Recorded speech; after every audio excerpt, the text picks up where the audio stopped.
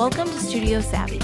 Join us each week as we dive into the world of marketing for dance studio owners. Hosted by Resourceful Dance, each episode is packed with actionable tips and real-life examples. Let's dive in. Hey studio owners, are you feeling stretched thin between teaching, managing parents, and keeping the day-to-day under control? You're left with little time to refresh your online presence. Meet our team, Resourceful Dance, your go-to partner for website design tailored just for dance studios. We craft beautiful, timeless websites that effortlessly attract new students. The best part? We've just updated our packages. That means more flexible options, streamlined features, and custom solutions that fit your studio's unique size and rhythm. Think sleek layouts, mobile responsive design, SEO, all without adding to your workload. To learn more, visit our website today, resourcefuldance.com. There, you'll discover how our refreshed packages can elevate your studio's digital space.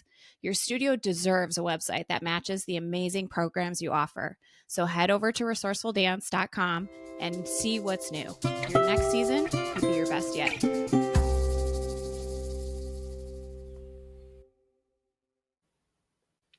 Welcome to Studio Savvy with Megan and Colleen. We are so excited to get back into our podcast. It's a new dance year, a new school year, and we are ready to go. So this week's episode, why your website should be your studio's emergency marketing plan. So in today's episode, we're going to be talking about why your studio website needs to be attracting new students, and it needs to do this even when things get really busy at the studio. So if you need to dial back your marketing, you know that you have a website in place that's continuing to do its job, which is so important when life gets busy in the studio, outside of the studio. I know this time of year is crazy. So before we get into it, why don't we get a little caught up? It's been a second. We did not podcast over the summer. We're now back. Our kids are in daycare. They're in school. Life is good. So Colleen, tell me what you've been up to this week. You know, this is my first full week of all of my children being in elementary school or beyond. And I got to say, it's like life-changing.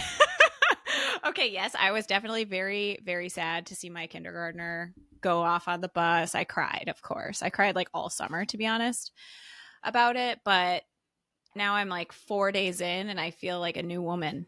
I mean, what haven't I done this week? I cleaned my house by myself. I worked. It was like I've gone to the grocery store by myself. It's been amazing. How have you been?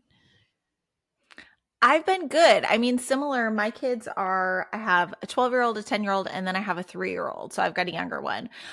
This year he's back in more of a full-time daycare situation. It's 8:30 to 3:30, but same. It's like we kind of went without. He was in a very part-time program last year, and having him back in, I've been working out. We've scheduled meetings, like planning strategic meetings in addition to just getting our work done. So we've been kind of existing in that spot for a lot of years where we work in the nooks and crannies. We have childcare during the year, nothing over the summer. So just kind of squeezing it in amidst our life. So I calculated it and it's been about 12 years since we had a regular work schedule, both of us, because our oldest are about the same age. So it's been 12 years of us either working at night and watching the kids all day or watching the kids and then trying to fit in all these work tasks. So it feels like I finally have the space to like make some good decisions and some not like in time decisions, like some strategic ideas, and can actually have a plan and have time to execute that plan. So I think both of us feel like new people. Yeah. So if you're a working parent and maybe you've kind of had a similar situation or history. Also, I was like, I did have 2 older ones before Cash was born. But then COVID. So it's like by middle, like she was going to be off to kindergarten, but instead we started the year virtually. So I guess that ruined that.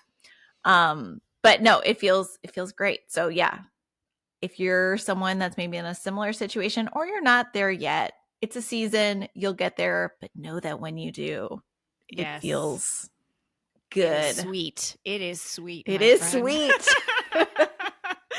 Okay, so that kind of takes us into like the whole topic of this week is really about when life is chaotic and you don't have the threshold to send all the emails or post on social consistency. Like that is going to happen, especially as an entrepreneur. Like life happens, life is lifing, so you're gonna get sick, maybe you're gonna have a baby, maybe you're caretaking for somebody else, maybe you just want to go on vacation or take it easy this summer. Like we have to continue to move our business forward in those times of whether it's like you need to take a step back or you want to take a step back. And this summer, we kind of had this case with one of our clients that we are going to share with you that really pointed out the importance of having your website during those times where you need to take a step back for whatever reason. Yeah. So this client was going through some big business transitions, like just some things that were pulling her attention away from the day to day. We do handle a lot of her marketing, but like meetings had to get pushed back. We didn't have current photos. So it was just kind of a summer of being behind for lots of different reasons. Good things and But bad. Yeah. good and bad. Yeah. It was just a lot going on. So what we did not fall behind on, though, is keeping her website up to date. So her schedule got posted, her trials got opened, the New Year's calendar was up. And here's what happened. Even though she was not aggressively marketing as maybe she would have liked to be during these key enrollment periods, she continued to enroll students because they were still able to find her website, to register themselves online, and just to handle it. So I think she was really shocked when she was ready to kind of jump back in as like, oh, I already have a lot of these classes filled, or oh, we already have 20 trials booked for the first 2 weeks of classes. And that was without, you add more details because right. Colleen manages this client. A little context too. So, yes, the online registration was open all summer long. You know, she's getting new students. It's kind of a trickle in general with all of our clients. It was really a trickle until the last couple weeks before classes started for everybody, which is really interesting. And I don't know if you found the same at your dance studio, but pretty much across the board with our clients, that was the trend. So at one point in August, she turned on her free trials. Okay. She does that through her dance studio software.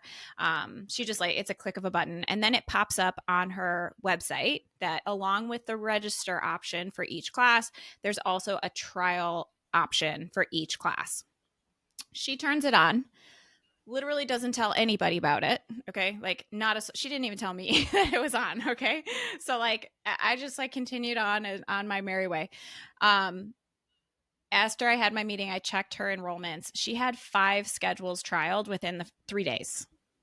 Literally told no one about it. Okay. It's just like people came across it. She also enrolled a few students that week too, but the free trials was like, okay, it was off and now it's on. There's 5 kids already registered. We've told no one.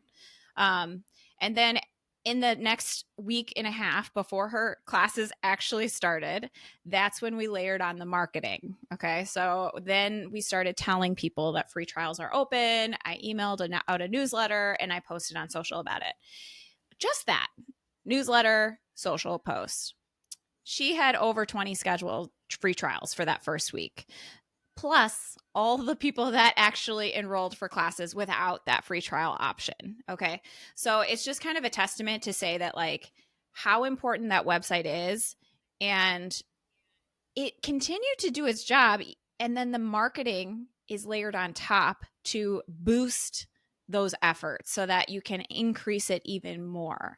So she kind of got to just like have a great summer. Some things were a little chaotic and stressful, but she didn't have to worry about her marketing necessarily because her website was functioning. It was doing its job. People could register. And then when she did turn on that free trials, people were ready to schedule those free trials. I feel like they had to be just like watching, like ready to go. Yeah. Like, oh, yes, it's finally open.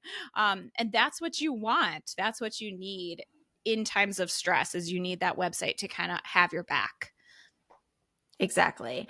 I have another client that this is kind of a longer term story or transition, but we did her website. I'm trying to think when we finished that project. Was it January? So it's now Mhm. been about 6 months, a little bit longer since her new site has been up. Her old website relied a lot on images. It did not have a lot of copy. It was updated, but it was not optimized for search engines. It just was missing a lot of that. Just copy was probably the biggest thing, and a really strong organization user experience. So we got a new website done. I've been helping this client with her marketing for over a year. So that has stayed consistent. Social, occasionally Facebook ads, what we do for her has stayed exactly the same. So what was so cool was just recently I pulled her Google Analytics from the past 30 days and compared it to the previous year. Her web traffic has more than doubled. Um, and that's just organic search traffic. And all of her traffic across from social, like the engagement rates are up, the amount people are spending on her time is up, like all those indicators that it's working are happening. And the only thing we changed is we updated our website. So exactly like same situation as Colleen talked about. When we layer on marketing, it's just working. It's more effective. And she said things inside this, like just inside our meetings, where now 6 months after the website, she can really feel momentum starting to fill. Her baby classes are filling, more people are reaching out. So that's really cool to see. Another thing we did on her website is we added a free trial page where she's constantly enrolling free trials. And they've always offered free trials. It was just kind of something that came up in conversation, like, oh, do you want to try a class? Sure, you're welcome to try a class. But they never had it where people could sign up on their website. They've 10x'd. I mean, I don't even know how many more trials they're booking now compared to what they were doing before, but it's just been a trickle the entire summer. And they're able to handle it internally where someone fills out the form and then they just put them in an appropriate program. But that's been a game changer too for just building enrollment kind of all year round in their programs. So I thought that was just, it's easy to say websites don't matter. I just need social. I just need this. I need a campaign. I need these big Facebook ad thing or whatever it is. But really, if your website is solid, you need less to get the same sort of results you're looking for. And it also, when you want to do less, you can kind of fall back a little bit knowing that your website is doing its job. The SEO stuff is in place. People are finding you on Google. It's like your 24/7 marketing, right? Like it's always there. It's always accepting new customers, new trials, etc. So let's talk about like the essentials that people need to have updated on their website for this to work for them, right? So if you have a website that maybe you keep updated yourself or you have somebody else doing, these are the elements that need to consistently be updated. It's like your bare minimum, right? To keep that website working for you. It would be what, like your schedule, like your updated schedule. It 100% always needs to be on your website. That is something I I feel see like all the time. you said that so casually, like it's not the most important thing. And it's for some reason the biggest struggle that dance studio owners have. And I don't know why. It's like we cannot emphasize enough. Parents, that's what they want. They want to know when these classes are happening. Um, and you have to give it to them in a clear, easy way. Type it out, embed your dance studio software. Please do not link to a PDF that's color coded and that I have to like zoom in on. Yeah. But even that is better than no schedule. So everybody has different abilities and different tech knowledge, but like you need to get that schedule on the internet.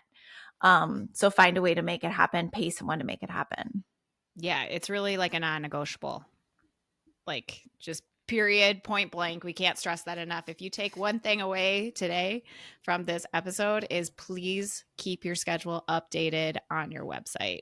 And for Megan and I, we are huge fans of like by age because parents don't know what tippy toes means. They don't know what star the star classes. I'm trying to think of creative names that I've seen, but like they don't know what that means. So if you have it by day and then you have these quirky, cute, adorable little names, they have no idea what class is for their child. So just do it by age, type it out, or better yet, embed it from your software. That's number one. Number two in importance is the ability to register online, not just for classes, but also for free trials. Okay. Like in the form, I have mixed feelings on the form, right? Yeah. Some forms are good, some are not. But if you think about it in a way that, like, is that one more step for your team that maybe when things get chaotic, you're not going to be able to really manage very well, then that's just like, just take that out of the equation. Just put it online so people can register for that free trial for whatever class they want. If they show up and it's the wrong class, you deal with it on a case-by-case basis. But like, let's take that barrier out for your customer and then also for you. If things are chaotic, stressful, it's one more thing you have to manage. Let's just take that off your plate. So online registration for free trials and classes is number 2 in importance. Number 3, I was going to say making sure that you have language on your website that guides people through the process. So you have your schedule, you have your links to register, your links to book a free trial. Now people need a little bit more information. I love a 1, 2, 3. Here's the first step. You look at the schedule. The second step, you make an account in our Dance Studio software. Third step, pick your classes, register. So it sounds really obvious, but parents are busy. They're not paying attention. They're scrolling. So you need to pretend like you are talking to someone. I mean, you are talking to someone that is not familiar with your programs. So don't make assumptions. Keep it really, really simple. The other thing that this is going to do for you, it's going to give you more copy and more words on your website. So Google needs words on your website, copy, to understand what it is you do. The algorithm, especially now with like the AI search results, it's getting so smart, which is good news and a little bit more challenging. So you don't have to be as creative when you're like adding in keywords and making sure you say these specific phrases. You just need to talk like a human and talk about your programs and talk in a normal conversational tone and just give people good information. And just that alone is usually going to be enough, especially within the dance industry, to help you stand out from your competitors. I need to verify this, but I think all of our clients have a number 1 ranking website without any paid ads. And that's because we have enough copy and we talk like real people and we give people information they need to know. And because we build in the best practices for SEO into every website that we do. That too. I'm oversimplifying. Yes, you are. But if you do not want to become a search engine optimization expert, just start writing like a person. And right now we're living in a great time where you can hop over to ChatGPT and say, "Hey, I need website copy for my schedule page." Give them some parameters and you can have something that's like a place to get started. Don't copy paste, don't just throw that on your website, but use that as a framework to then run with it. Yeah, SEO is number 4 on our list of essentials that you need on your website, right? We're kind of jumping right into it, but that's fine. If your website designer, whoever built your website, didn't specify that they're going to work in SEO, they didn't. So go ahead and find somebody that is specializing in SEO and work with them to get that updated on your site. If you're looking to create a new website, that is an essential piece that you need. Okay. Don't just, oh, it's fine. Don't worry about it. Like, it's an extra cost, whatever. It's worth it. That's how people are finding you on Google. That's how people who've never heard of you come across you in the search. Okay. It is 100% worth the money. Make sure that that is included and specified. Like I said, if they did not specify, if they did not talk about it, they did not do it. Yeah, and like I think that is, I mean, that's something that we have to kind of explain when we're talking to potential clients or in discovery calls, especially when you are at a budget price point. So if you are looking to get a website for under $2,000, and you're going to a place like Fiverr, Upwork, you're using your uncle or your cousin or a friend or whatever, um, most likely what you're going to get in return is just website design. So that does not include any of the words, the copy. It does not include like sales strategy or conversion strategy or user experience stuff. It is purely aesthetics, and maybe functionality, like, okay, how fast is it loading? All the technical stuff. But website design is separate from copywriting, is separate from search engine optimization. There are web designers like us that incorporate all these things into one project, but you can't make assumptions. So I think sometimes people assume they're getting it all. They're not. And especially if you're trying to get a website design under $2,000, assume you're not. And this is like, we have redone many a websites, and this is like, you don't know what you don't know. But sometimes if like, what is that saying? You can't get affordable, fast, and quality all at the same time. You have to pick two. Yeah. So if you're going for affordable, you may be either time or quality, one of those things may be suffering. And that's, I mean, we were trying to, when we kind of reworked our website packages, we know that a lot of dance studio owners are on a budget. So what we tried to do is to create a lower cost project that still like incorporates all those things that we know you need to actually be successful. Mm-hmm. All right. So let's take it back. So essentials that you need on your website so that you can rely on it when you need to take a step back: your schedule, your online registration, instructions for people how to register and what to do, and SEO. The other thing that I want you to keep updated, this is like, also important, I think, calls to action on your homepage. So sometimes those are pointing to like summer camps that maybe are over, or maybe it's to register before they've even seen a free schedule. The calls to action on your homepage should be to view the schedule or schedule a free trial. You can kind of work both those in, but I would say the main one is going to be to view that schedule. So keeping those updated as schedules change. You probably won't have to do this very often, just a couple times a year. But those are the things that we need to keep updated 100% bare minimum so that your website can work for you when you need to take a step back. Yeah. And notice things we did not say. We did not talk about class descriptions. We did not talk about even your faculty page. Like, to me, these things are a secondary thing. The further down the line, information about your facility. It's like, nobody is going to care about those things until they realize if the schedule works with their life. Pricing is another one that we didn't specifically mention today, but we like to include the pricing on the schedule. And if you don't want, like, if you have kind of an elaborate table based on the hours of class, you don't need to include that, but just even making sure that you're setting kind of the benchmark of this is what to expect. So tuition starts at this much per month. Most kids take 2 to 3 classes a week, just so people can start to make sure they understand the budget. We did, Colleen was saying a couple times a year, you will need to update the links on your site.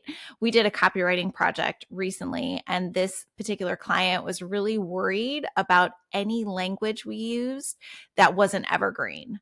Like, she wanted to basically never touch this website ever again. And while I wish that was the case, it's just not. You have to, either you or someone or someone on your team or someone you're working with, you're going to have to touch your website at least quarterly. And that is just how you stay current, how you stay relevant. So there's really not an option where we just create a site you never have to visit. You're going to have to get in there, but it can be pretty minimal. Yeah. And if you had something like a fitness studio that your classes are always the same, or it's linked to your software that's just embedded, okay, fine.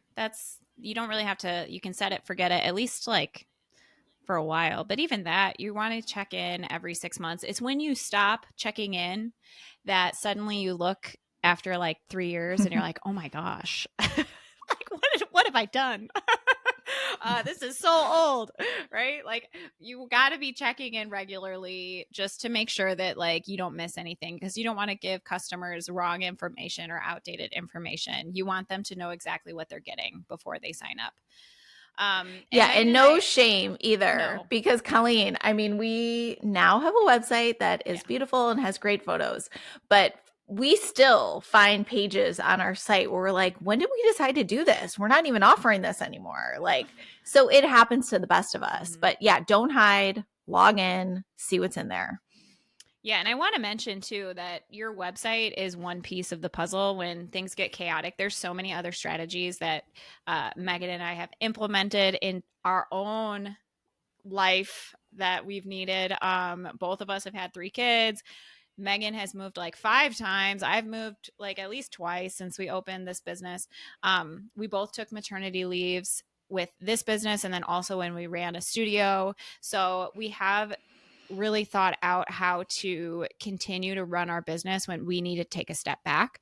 And maybe this is something that we can kind of dive into more on another episode. I think that'd be kind of interesting, kind of going item by item in ways that you can make your life easier and set it up so that anyone can run your business. Because if it's always you that needs to do everything, you're not going to be able to take a step back. So just want to point out this is one element. It's not the entire picture. Yes, you can't just set your website and then forget it and then your whole business goes up in flames, right?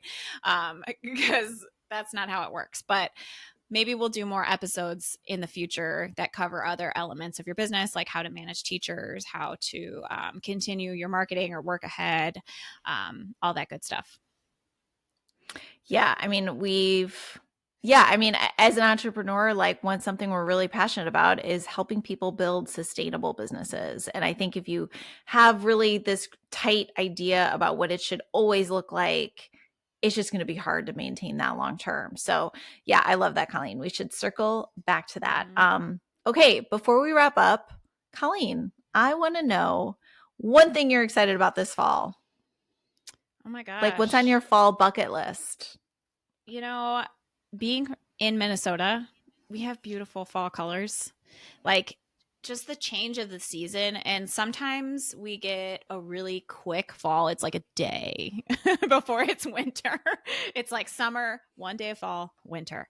So I'm hoping, fingers crossed, that we can get at least a couple weeks of like true fall where the colors are changing and they haven't blown off the trees yet because it's already snowed. So we can do things like the pumpkin farm, and we have this little apple orchard that we go to sometimes that does apple cider and like hard apple cider.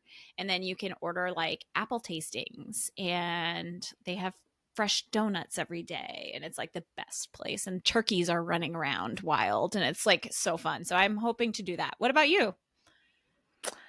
I'm in Missouri. I'm in the Kansas City area, but I'm kind of out towards the country. So we also have some awesome pumpkin patches, but there's like a mix between like the super commercial ones where you pay $1 million and then you I don't ride like rides those. and do all that.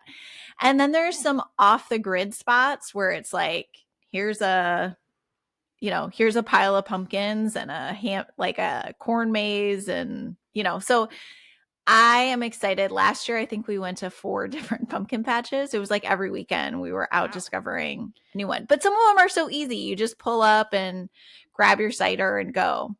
So I'm excited to do that again. I feel like our area does fall I well. know. That's like a really good advantage of living kind of where you're at, like Tennessee. And I feel like you guys get such like a magical fall. It's a long fall. Also, we have like the sunflower fields, which is kind of Ah, fun. Like, so that's another, and those are usually kind of happening like at the same time. gosh, they're Like already over sunflowers are here. They're done. they're in bloom now, but it's Yeah. like sometimes they'll last kind of into pumpkin. They're not at their prime, but Yeah. sometimes you get both. That sounds Bonus. fun. All right. Well, this is the end. I think we've reached the end, and hopefully you can take away some things that kind of stress the importance of your website and how it can help you in times that are chaotic or stressful or fun. And we hope you have a great afternoon. Thanks for listening. Thanks for listening. We will be back next week with another podcast episode. The podcast is back just in time. Back to dance, baby. Back to the podcast. It's back. All right. Have a great week. Talk to you soon.